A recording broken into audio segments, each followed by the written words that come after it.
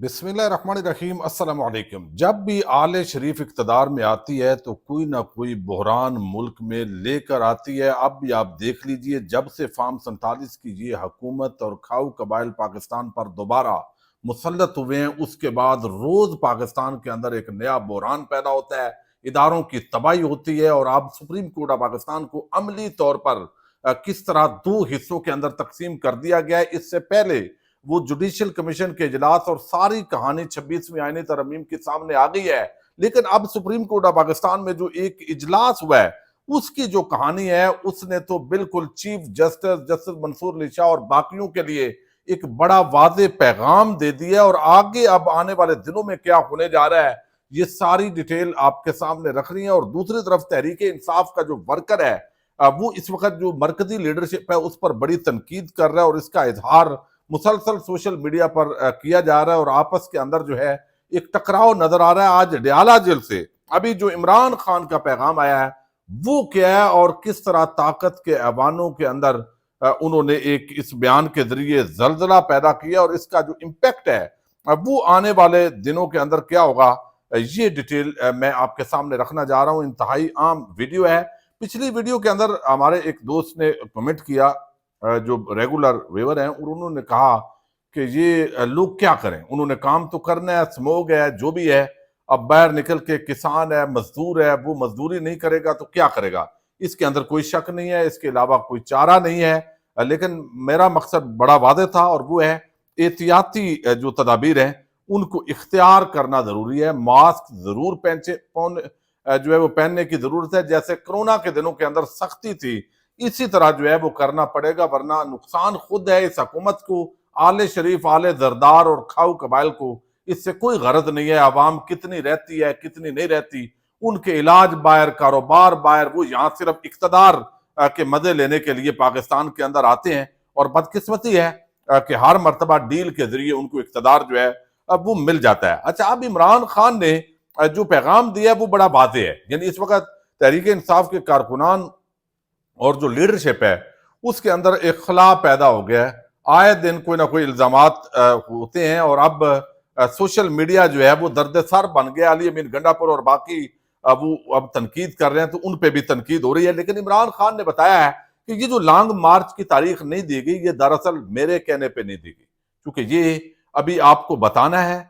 मकसद इसका ये है कि आप तैयारी करें, आपको जो है वो मुख्तलिफ जगहों पे यूनियन काउंसिल लेवल तक वर्किंग करें, और वर्किंग करके तो तारीख जो है उसकी अनाउंसमेंट मैं करूंगा, और उस तारीख पर आपने इस्लामाबाद जो है वो सुप्रीम कोर्ट ऑफ पाकिस्तान बल्कि डी चौक के ऊपर जो है वो पहुंचना है।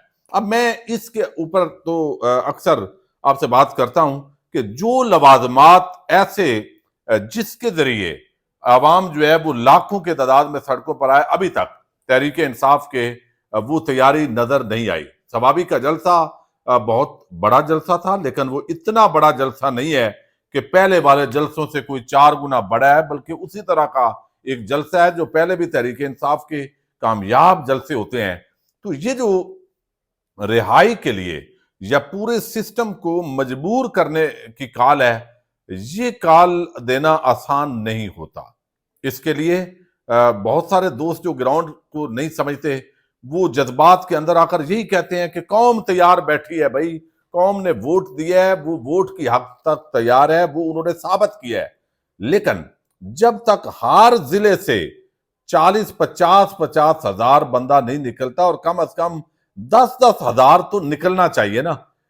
अगर वो 10-15 हजार बंदा वहां निकल के मकामी जो इंतजामिया है, जो पुलिस है, जिसको जब एक जगह पे आप इस्लामाबाद में इवेंट रखते हैं तो वो सारे इस्लामाबाद बुला लिए जाते हैं, और फिर यहाँ पे तशद्दुद और आंसू गैस चलाए जाते हैं। जब तमाम जिलों की पुलिस उन जिलों के अंदर इंगेज नहीं होगी और इतनी बड़ी तादाद के अंदर लोग नहीं निकलते पुरअमन एहतजाज के लिए, फिर अगर रियासत पुलिस सामने आती है तो इसका मतलब है वो खुद वर्दी पहन के तो वो जो है वो तशद्दुद कर रहे हैं।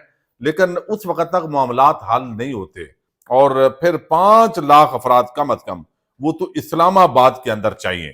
तो अभी तक ये मुझे कम अज कम जो तैयारी है वो नजर नहीं आती। लेकिन इमरान खान को जो भी ब्रीफिंग जेल के अंदर दी जाती है, उसके मुताबिक उन्होंने कहा है آج جو صحافیوں سے گفتگو ہوئی ہے کہ ثوابی جلسے میں ہم نے لایا عمل دے دیا ہے، اس بار ہمارے لوگ واپس گھروں میں نہیں جائیں گے، ہمارا احتجاج آئین، جمہوریت اور آزاد عدلیہ کی بحالی اور ہمارے بے گناہ کارکنان اور رہنماؤں کی آزادی تک جاری رہے گا۔ اب یہ عمران خان نے دو ٹوک اور واضح انداز میں یہ بات بتا دی ہے۔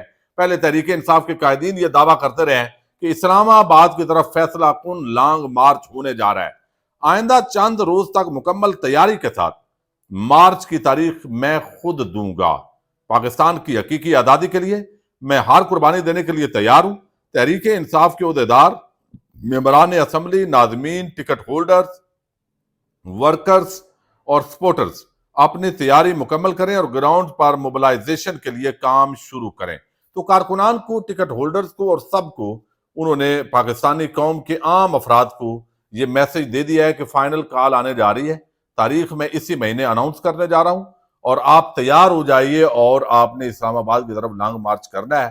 تو لہذا جو ایک قیادت جو مرکزی اس وقت کی ہے، ان کے ساتھ جو ایک لڑائی ہو رہی تھی، تو بظاہر وہ تو جو ہے وہ موقف عمران خان نے دیا ہے کہ میں نے تاریخ نہیں دی، یہ ان کا قصور جو ہے وہ نہیں ہے۔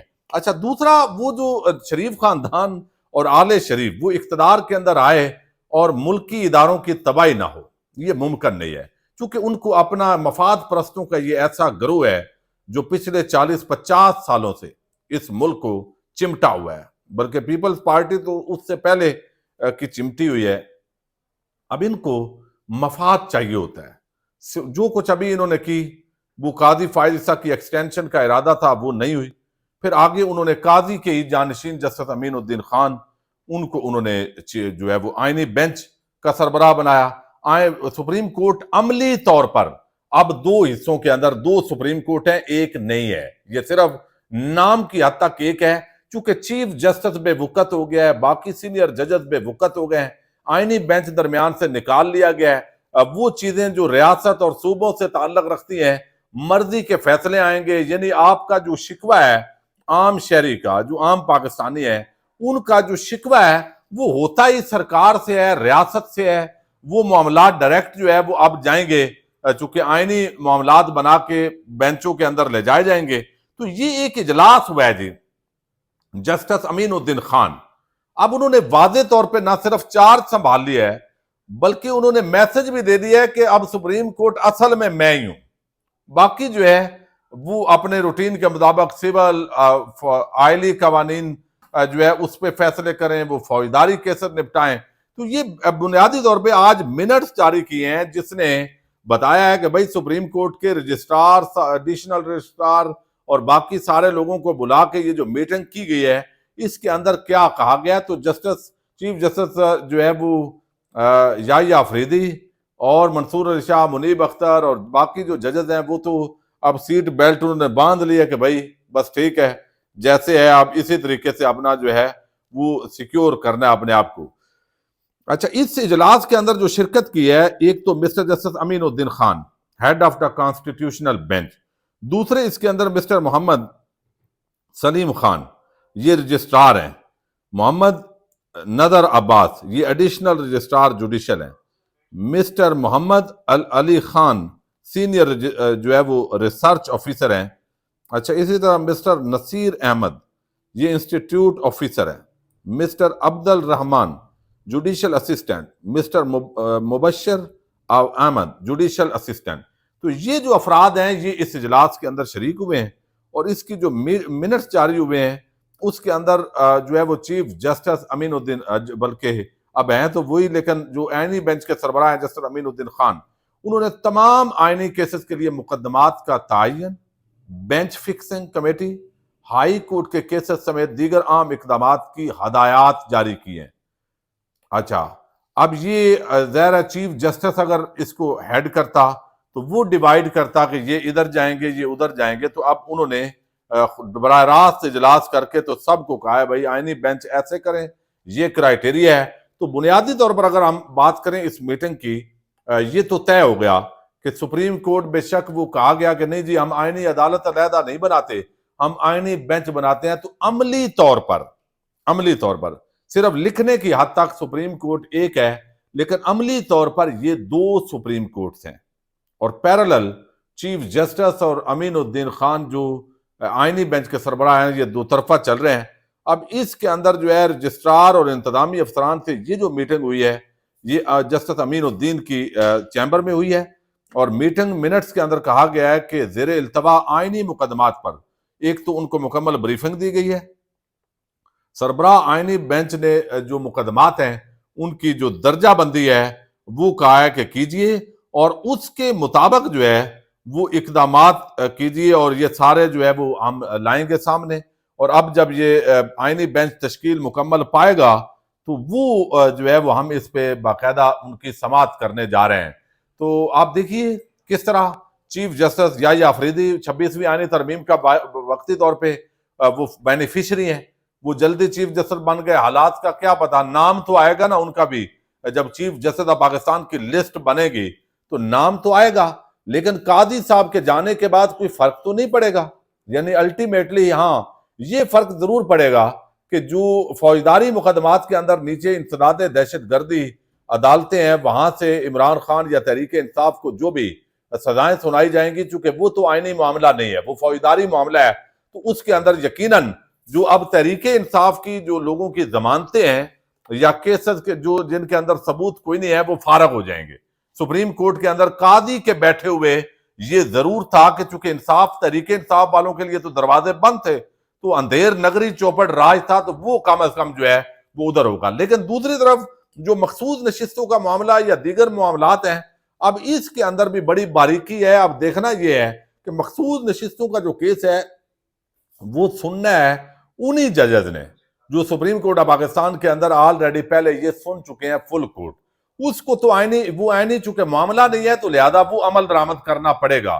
عمل درآمد اگر نہیں کیا جاتا، چونکہ ایک ریاستی ادارہ دوسری آئینی عدالت یعنی آئینی ادارہ آئینی ادارے کے سامنے ہو، تو پھر یہ فیصلہ کون کرے گا؟ پھر میرا خیال ہے سپریم کورٹ کے ججز کو ویسے ہی گھر چلے جانا چاہیے۔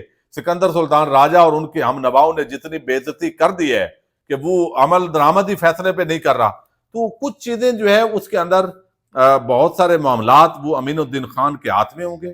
اس حکومت کی بقا، جو پہلے یہ حکومت قاضی صاحب کے مرہون منت تھی، اب امین الدین خان اور ان کے بینچ کے مرہون منت ہے، اور امین الدین خان سب سے بڑے بینیفیشری ہیں، اور وہ جو ججز ہیں بینچ کے آئیں گے مرضی کے ایک پورا بیلنس بنا کے دیا گیا ہے، تو یہ بیسیکلی تو یہ ادارے کی تباہی ہے، بربادی ہے، آئینی بربادی ہے۔ لیکن بہرحال مفاد پرستوں کا گروہ قابض ہے، تو اب جسٹس منصور اور یحییٰ آفریدی ان کو واضح پیغام چلا گیا، بھئی اچھے بچوں کی طرح جو آپ کے ذمہ کام ہے بس وہ کریں، اپنی نوکری پوری کریں اور گھر جائیں۔ امین الدین خان آئینی بینچ کے سربراہ کی حیثیت سے جو منٹس جاری ہوئے ہیں، انہوں نے باقاعدہ چارج لے کے تو اپنا جو ہے وہ علیحدہ معاملہ کھول لیا ہے۔ پاکستان زندہ باد۔